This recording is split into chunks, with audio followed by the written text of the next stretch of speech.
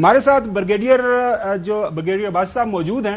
Brigadier صاحب، آپ نے نیب کے اندر ٹائم گزارا ہے، وہاں پہ مختلف عہدوں پہ آپ رہے، اس کے بعد سابق پرائم منسٹر کے آپ مشیر بھی رہے، آج کل چیف منسٹر پنجاب کے آپ مشیر ہیں. تو سر، ہمیں بھی کچھ کہانی سمجھانے کی کوشش کریں اور ہمارے ذریعے، ہمارے اس پروگرام کے توسط سے اس ملک کے غریب عوام کو بھی سمجھائیں کہ یہ جو محترم شہباز شریف صاحب نے کہا ہے کہ زناٹے دار تھپڑ ہے، یہ کس کو تھپڑ پڑا، یہ کس نے یہ سارا ماحول بنایا، اصل میں ہے کیا، کہانی ہے کیا؟ Thank you very much. بسم اللہ الرحمن الرحیم. پہلے چلتے ہیں 1999 کا جو لا ہے نیشنل اکاؤنٹیبلٹی آرڈیننس، اس میں ایسوسیٹس اینڈ ڈیپینڈنٹس کی ڈیفینیشن میں یہ ہے، اس کو اگر آپ تھوڑا سا سمجھ لیں تو جب 1992-93 میں یہ فلیٹس خریدے گئے تو اس وقت ان کی سورس آف انکم مریم کی کوئی نہیں تھی، اور یہ اس وقت 20s کی ایج کے اندر تھی.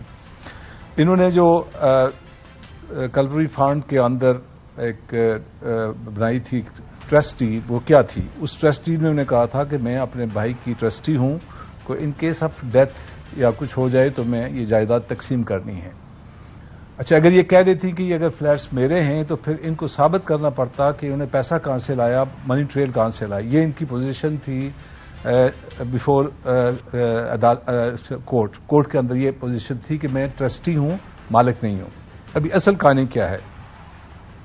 یو کے کے اندر اگر پرسن ٹو پرسن پراپرٹی کو ٹرانسفر کیا جائے تو 40% سے 45% تک ٹیکس لگتا ہے.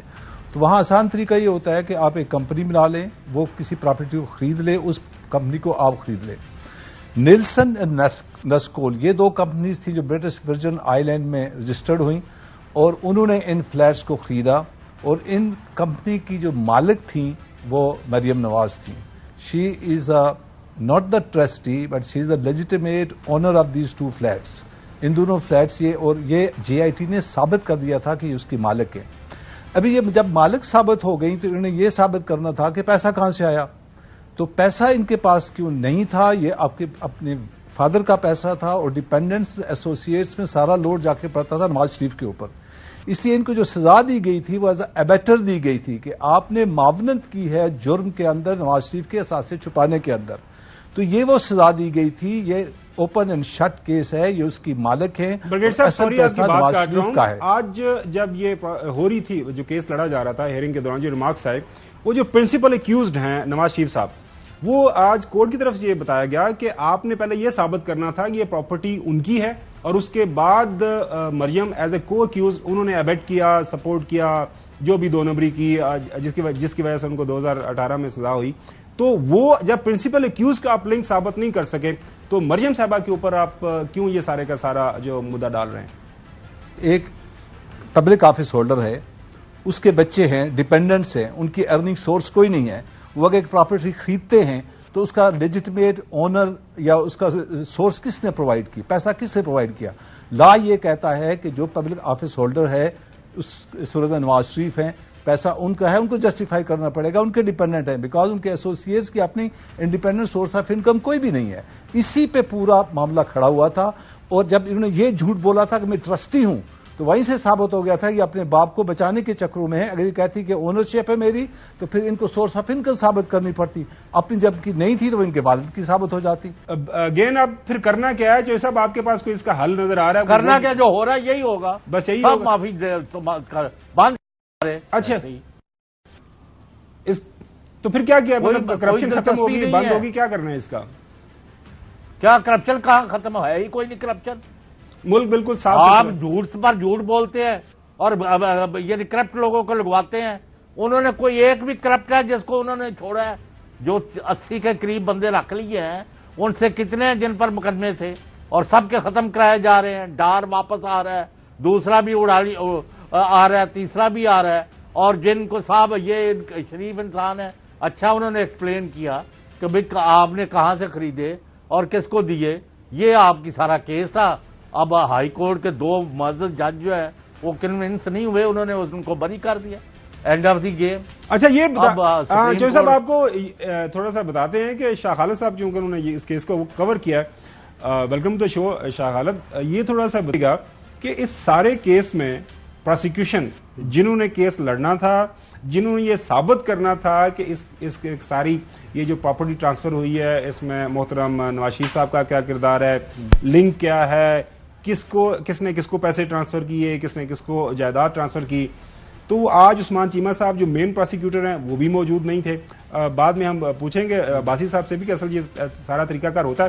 تھوڑا سا احاطہ کیجیے گا، کیا نیب پروسیکیوشن اس کیس میں انٹرسٹڈ تھی یا بس وہ یہی تھا کہ اس کو فارغ کریں؟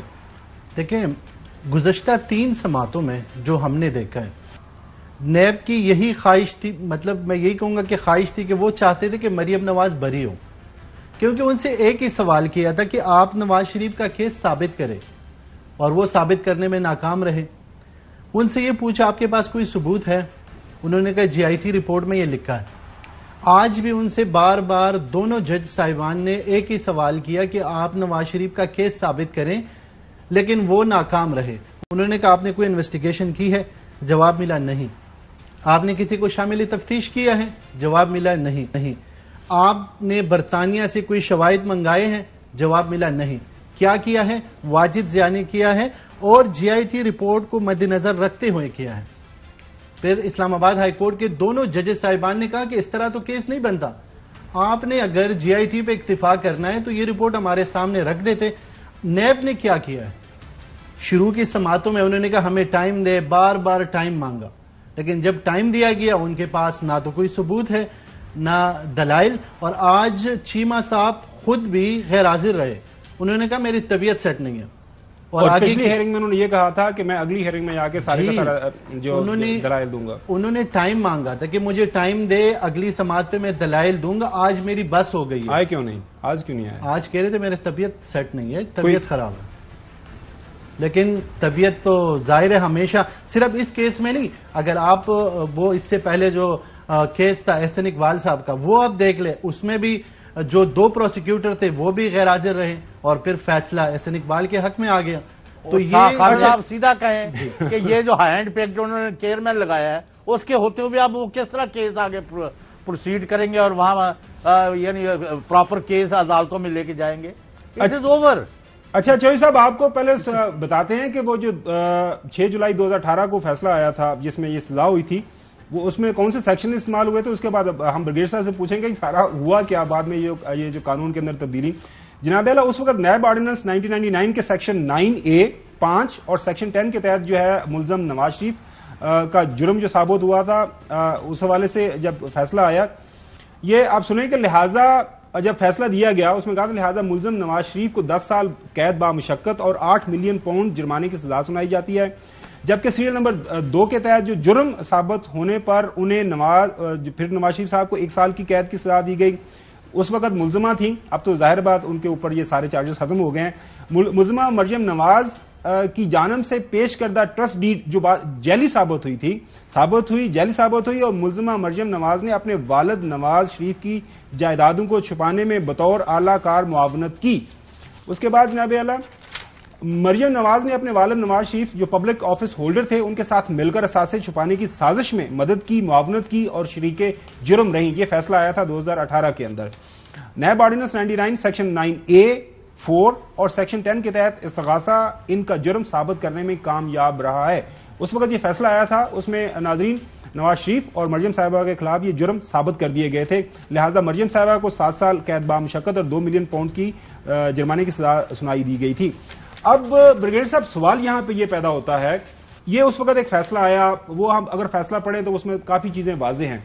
اب جو نیب ثابت ہو گیا جرم ثابت کرنے میں، ظاہر ہے ایک ایکیوزڈ ہے یا ایک مجرم جو ہے اس کے پاس یہ ایک آپشن ہے کہ وہ ہائی کورٹ کے اندر اپیل کر سکتے ہیں. اب جو میری شاہ خالد سے بات ہوئی ہائی کورٹ کے اندر چونکہ اب اپیل میں ہے، اب جو ظاہر ہے یہاں پہ نیب کو یہ ثابت کرنا تھا کہ یہ جو ہم نے ثابت کیا یہ بالکل ٹھیک تھا، اس کو سبسٹینشیٹ کرنا تھا آپ نے مزید ایویڈنس، مزید انویسٹیگیشن کر کے، لیکن انہوں نے وہ نہیں کیا. یہی بات مجھے سمجھ آئی، اگر میں ٹھیک ہوں شاہ خالد؟ جی بالکل آپ صحیح فرما رہے ہیں کہ نیب یہ ثابت کرنے میں بالکل ناکام رہا. نہ تو انہوں نے کوئی انویسٹیگیشن کی ہے، نہ کسی کو شامل تفتیش کیا. آج جج صاحبان نے یہاں تک کہہ دیا کہ اگر آپ کو کسی کو شامل تفتیش کرنا تھا تو آپ ان کو گرفتار کر لیتے. آپ نے نواز شریف کو گرفتار نہیں کیا، آپ نے مریم کو گرفتار نہیں کیا. اگر آپ کو یہ چاہیے تھا تو آپ ان سب کو گرفتار کر لیتے.